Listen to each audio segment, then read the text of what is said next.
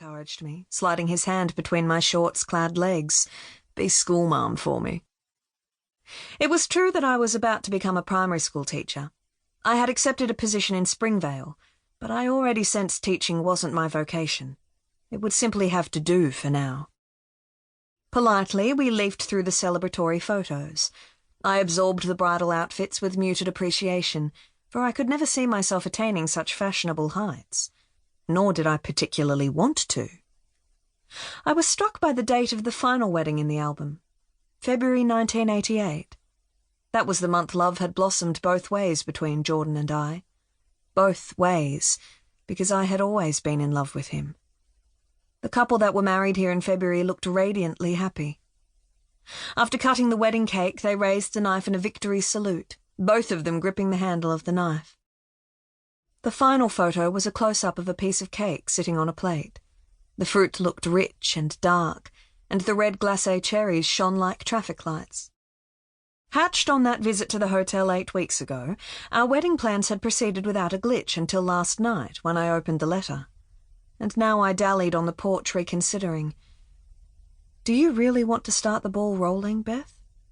As soon as you step inside, your wedding begins in earnest. Undraping the towel from my head, I glimpsed my reflection in the modern glass portico.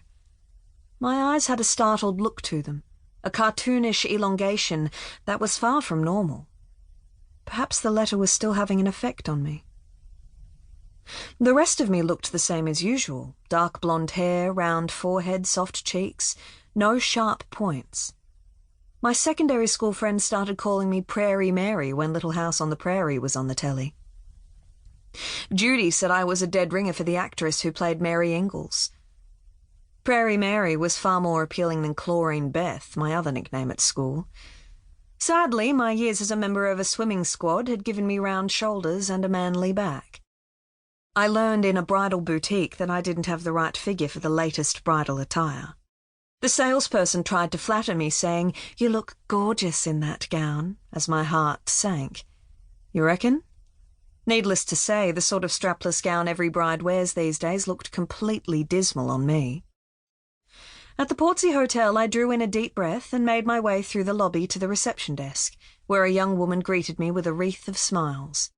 My opening words, "I'm Beth," need not have been said. The receptionist guessed I was today's bride, and she presented me with a box of blood-red roses from my grandmother in England. Thank you very much. Next, she unlocked a drawer and handed me a wedding telegram, also from Dorset. My grandma never failed to send me a telegram on my birthday to make up for not having met me. Assuredly, my wedding day was another special day for Gran. I put the telegram in my satchel to read later. Here we go, I thought, as I paid the balance on the room and began to split into 2 different girls. Patty Duke was running out the door in disarray. Should I abscond with her? But her identical cousin Kathy was staying well-mannered and responsible. The receptionist didn't know about Patty yet. She didn't know there was a willful, angry bride hiding beneath the demure one. "I'm Vanessa," the young woman told me. Then she led me up the freshly carpeted but creaky stairs to the Bayview room, which Jordan and I had booked for our wedding night and honeymoon. Room number 31. "I hope you like the space," Vanessa enthused as we entered the living area. The hotel called it a room, but it was really a 2-bedroom suite. In fact, its best feature, apart from the view of the bay, was the huge modern bathroom that opened onto a private balcony. Jordan and I had sipped Passiona on that balcony 2 months ago as we watched the sun go down behind the trees.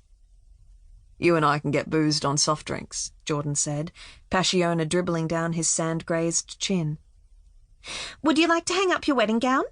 Vanessa asked, glancing at my suitcase. "Oh, that's okay. Mum's bringing it down later." Vanessa began putting the long-stemmed roses in a vase.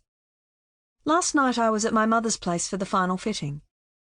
My mother, Cherie, had whipped up the wedding dress at short notice, after my hopes were dashed in the bridal boutique. The skirt felt ultra-feminine rubbing against my bare skin, and I began to anticipate my special day like any prospective bride might. It would be my turn to shine tomorrow, I mused. Jordan was sure going to love me in this heavenly dress.